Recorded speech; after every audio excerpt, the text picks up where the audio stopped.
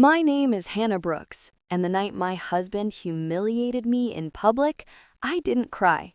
That's how I knew something inside me had finally snapped. If you've ever told yourself, it's not worth starting a fight, or he didn't mean it like that, I need you to stay with me. Because I spent 12 years doing exactly that, and it almost cost me my sense of self. From the outside, my marriage looked solid. Boring, maybe, but solid. We owned a home in the suburbs of Chicago, we had joint calendars, shared grocery lists, predictable Sundays. My husband, Matt, liked to say we were low drama, like that was proof of maturity. And for a long time, I believed him. I believed love meant endurance. I believed patience was the same thing as respect. I believed silence kept the peace. The night everything changed was a fundraising gala hosted by Matt's company downtown, one of those glossy, overpriced events where everyone wears their best version of themselves and pretends they belong. Matt insisted I come. He said it would look bad if he showed up alone. So I put on a navy dress I hadn't worn in years, curled my hair, and reminded myself that supporting your spouse sometimes meant sitting through things you didn't enjoy. The room was loud with forced laughter and clinking glasses. Matt was in his element, smiling, charming, moving from group to group like he owned the air around him. I watched him from a distance, the way you do when you're proud of someone, but also strangely invisible beside them. Then, during dinner, someone at our table made a lazy joke about marriage. Nothing sharp, nothing cruel, just careless. Matt laughed, too loudly, and then he said it. Not quietly, not privately, but clearly enough for half the table to hear. The room shifted. I felt it before I fully understood why. I looked at my husband, waiting for him to laugh it off, waiting for the punchline. It never came. Instead, he kept going. That was the moment everything I'd been tolerating suddenly made sense. And if you've ever wondered how one sentence can undo years of pretending, you already know what came next. Before that night, I would have told you my marriage wasn't perfect, but whose is? Matt and I had been together for over a decade. We met in our mid-20s, when ambition felt exciting instead of exhausting. Back then, he was charming in a quiet way, confident but not loud. Or maybe I just wanted to see him that way. I built my life around making things work. That was my role. I adjusted my schedule when his job demanded more travel. I turned down a promotion once because it would have meant relocating, and Matt wasn't ready for that kind of disruption. I handled the bills, the planning, the emotional labor that never shows up on a spreadsheet. If something felt off, I smoothed it over. If something hurt, I swallowed it. I told myself that compromise was love. At family gatherings, Matt liked to tease me. Small comments. Harmless, he'd say. Hannah's just not great under pressure. Or, she's the quiet one. Don't expect her to jump in. People laughed, and I smiled along, even when my stomach tightened. It didn't feel worth explaining why those jokes stayed with me long after everyone went home.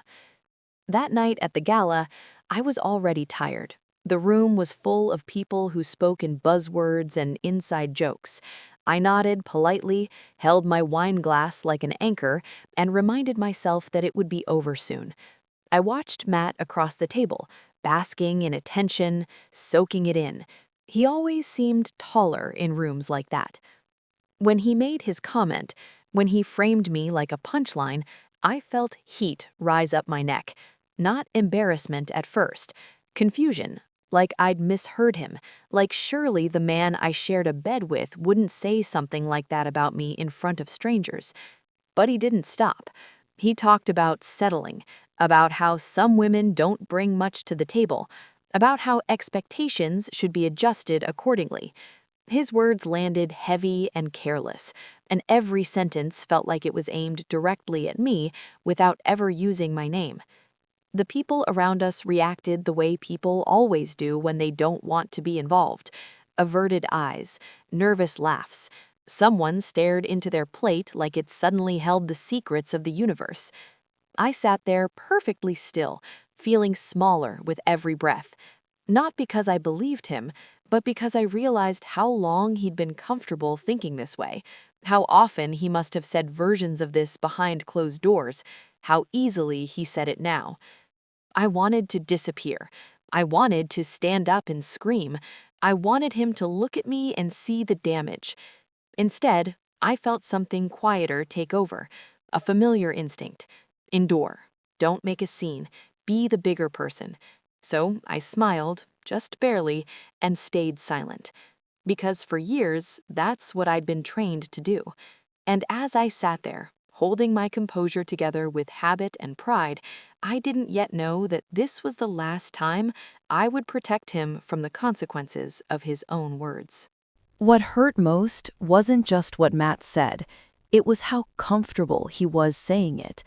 He leaned back in his chair like he was entertaining the table, like my dignity was a prop in a story meant to earn him laughs. He didn't look nervous. He didn't hesitate. He looked pleased, confident that nothing he said would cost him anything.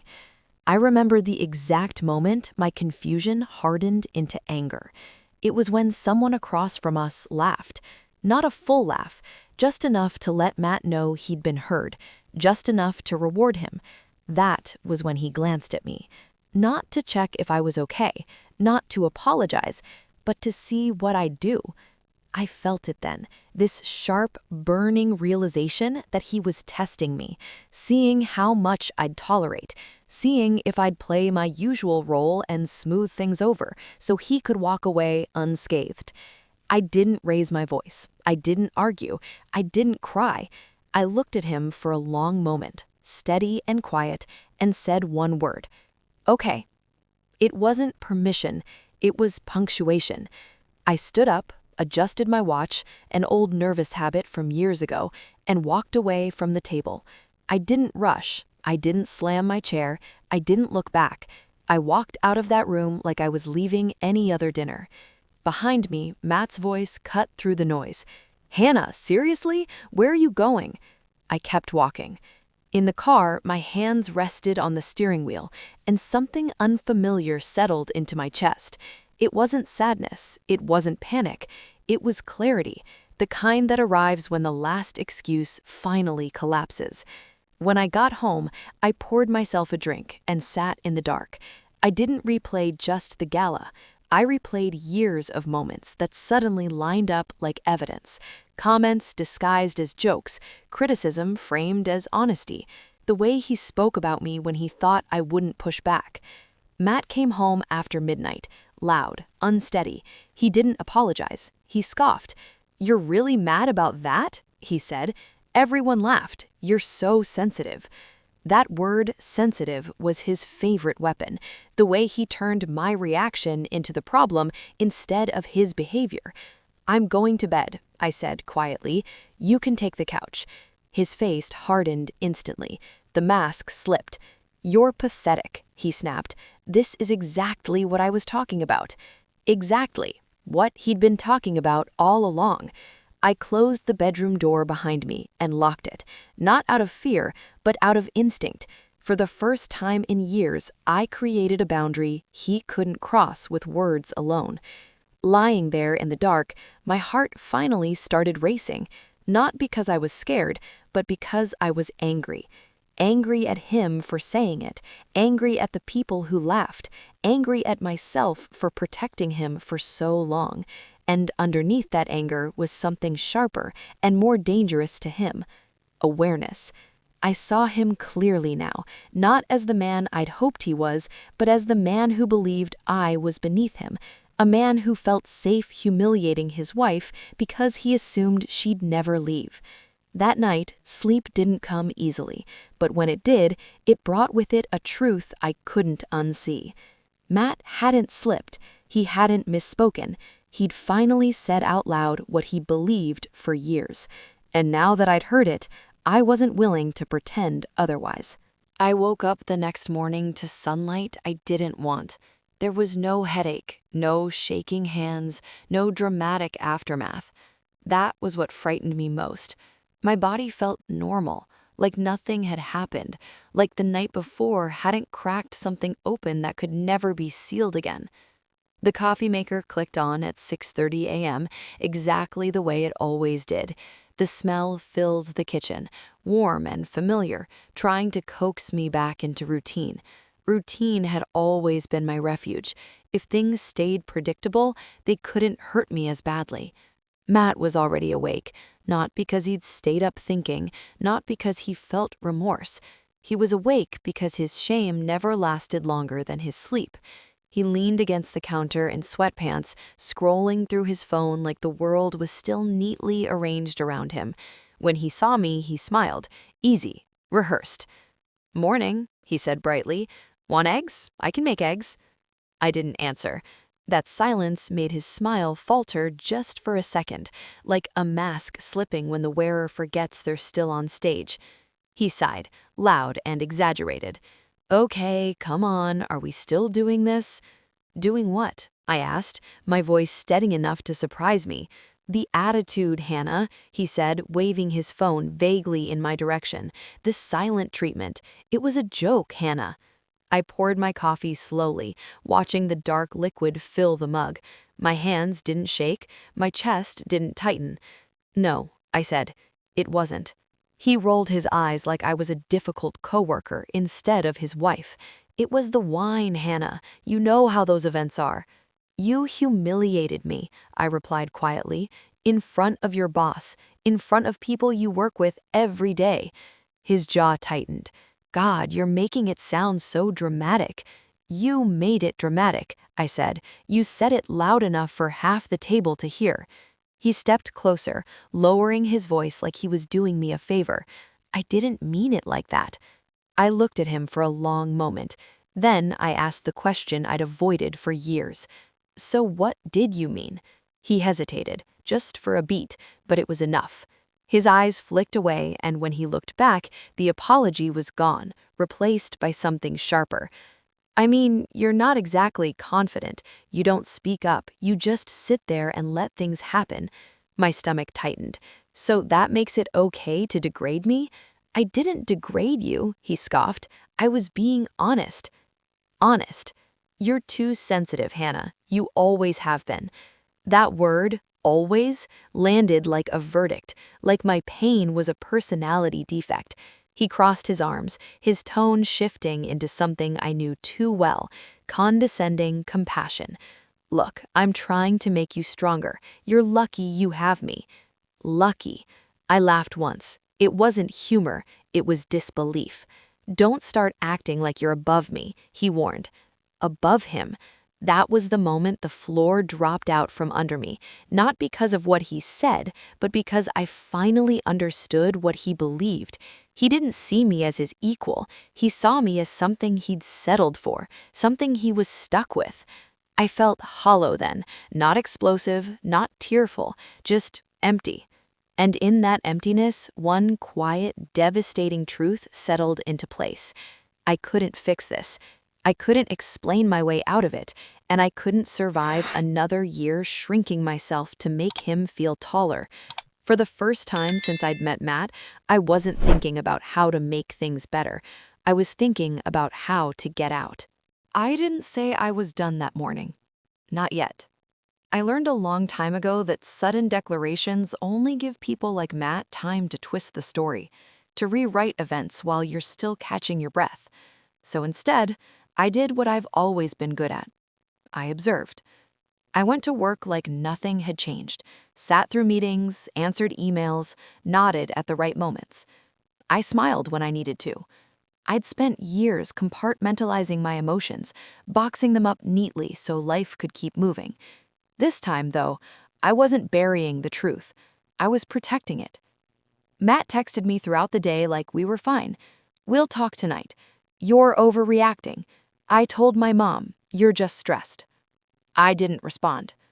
At 10:12 a.m., I stepped into a glass-walled office on the 12th floor of a downtown building and introduced myself to Margaret Hale, an attorney whose handshake was firm and whose eyes missed nothing. "I want to understand my options," I said, quietly, clearly. She didn't rush me. She asked questions, practical ones. How long we'd been married, when the house was purchased, whose name was on the deed. how finances were handled, whether there were children, whether there had been threats, violence. There hadn't, and that mattered. The house, it turned out, was mine, purchased 2 years before our wedding, my name alone on the title. I'd kept meticulous records, mortgage statements, insurance, taxes, not because I was planning an escape, but because organization had always been my armor. Margaret leaned back slightly, considering. Legally, she said, this is straightforward. Something inside me loosened, just a fraction.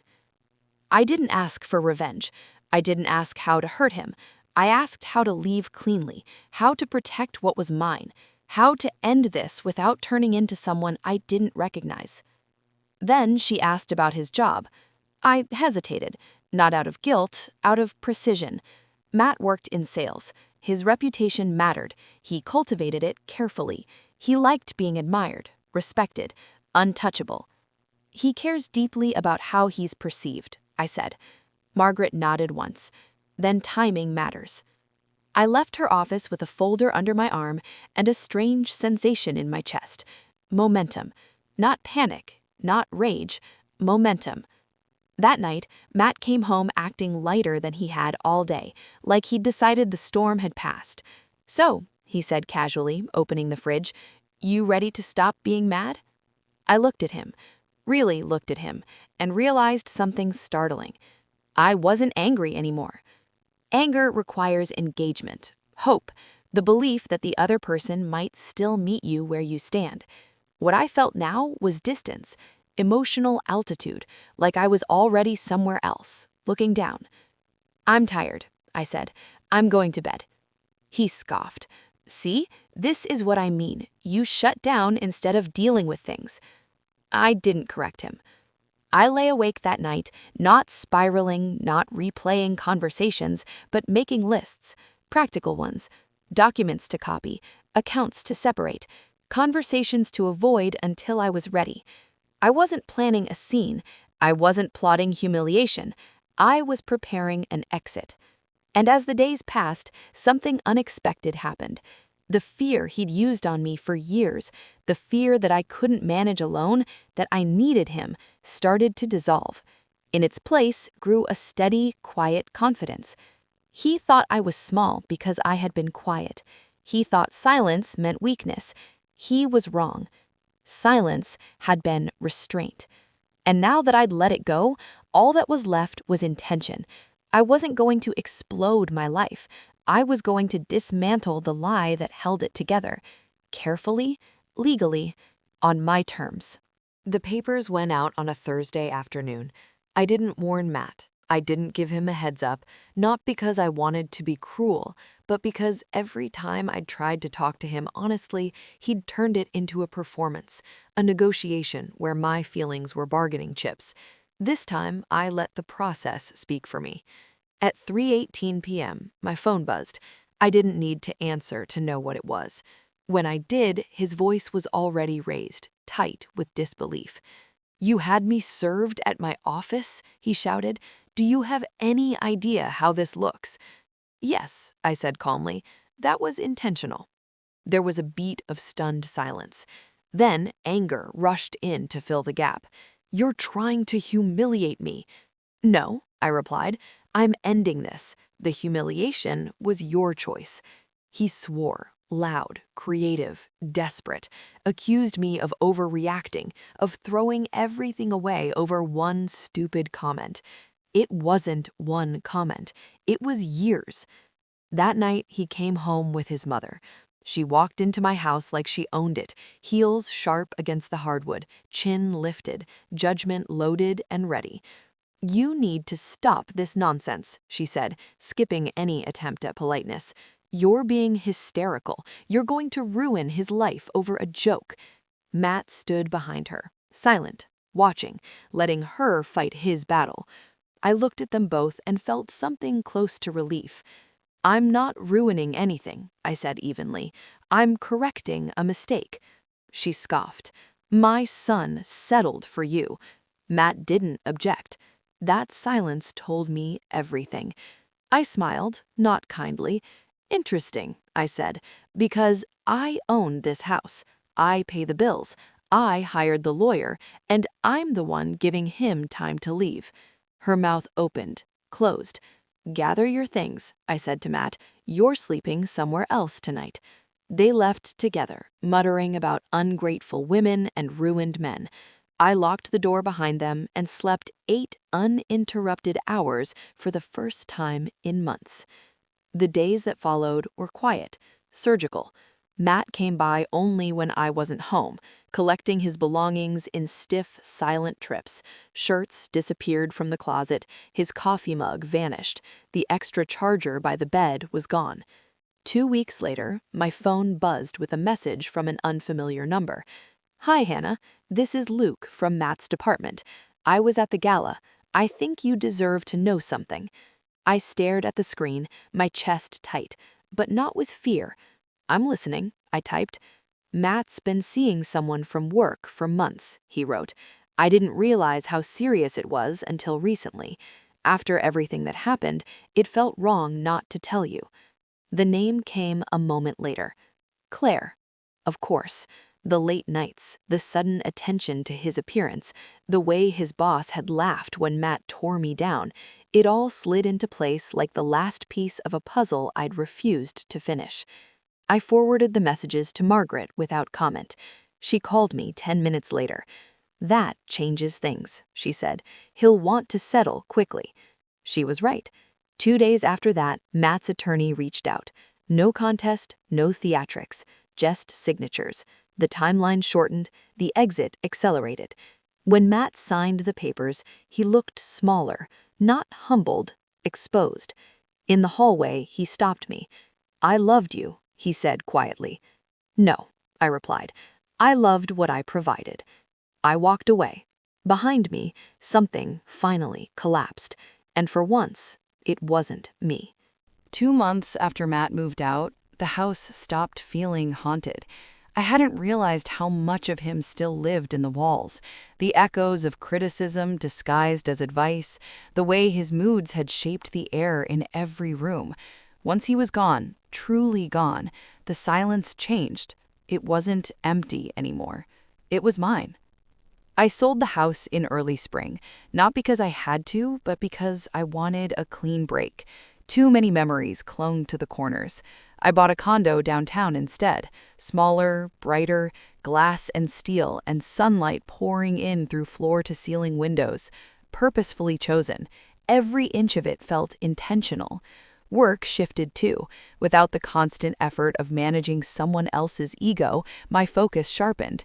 A project I'd been quietly refining finally got the attention it deserved. A promotion followed. Then another responsibility I accepted without hesitation, because this time, no one was telling me to make myself smaller.